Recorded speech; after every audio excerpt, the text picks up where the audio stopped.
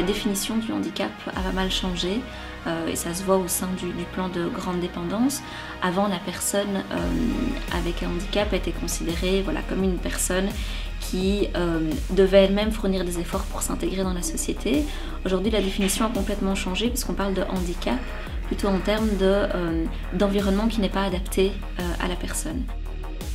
Je crois que justement, beaucoup de personnes handicapées ne sont pas incluses parce qu'elles sont invisibles dans la société.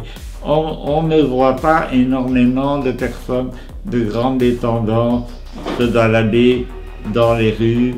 On ne voit pas de personnes de grande dépendance avoir un travail rémunéré.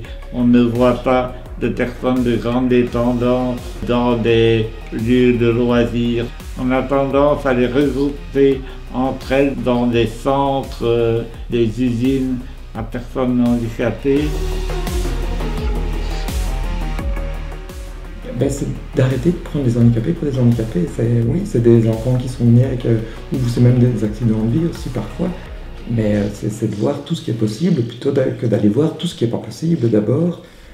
Traiter les gens comme s'ils étaient ce qu'ils devraient être et vous les aiderez à devenir ce qu'ils peuvent être. Et je crois que ça résume un peu ce à quoi il faut arriver, de traiter les gens comme s'ils étaient ce qu'ils devraient être, c'est-à-dire des personnes incluses dans la société, et vous les aiderez à devenir ce qu'ils peuvent être, c'est QSD. Et donc ça c'est important parce que ça veut dire que c'est pas aux personnes à s'adapter à notre pratique professionnelle.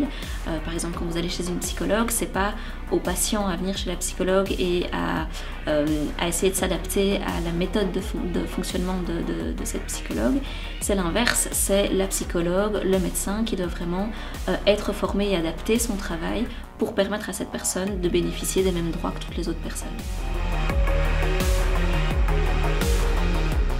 Mais que les enfants apprennent à prendre en compte une différence et à changer un peu leur façon de voir. Et c'est souvent assez porteur aussi dans mon groupe, parce que ça crée des dynamiques autour d'Aglaé. Ils viennent tous me dire « Oh, et Aglaé, elle a mangé, et alors elle ne trouvait pas son cartable, et je l'ai aidé à, je sais pas, ouvrir sa boîte à tartines. » Et tous, ils viennent me raconter des trucs comme ça d'Aglaé. Et je me dis « C'est chouette, en fait, ça a du sens pour elle, parce qu'elle est super contente d'y aller. » Le matin, elle prend vite son sac à l'hôpital et à la peine de jeu. Donc même si elle ne communique pas, je vois bien qu'elle est au taquet.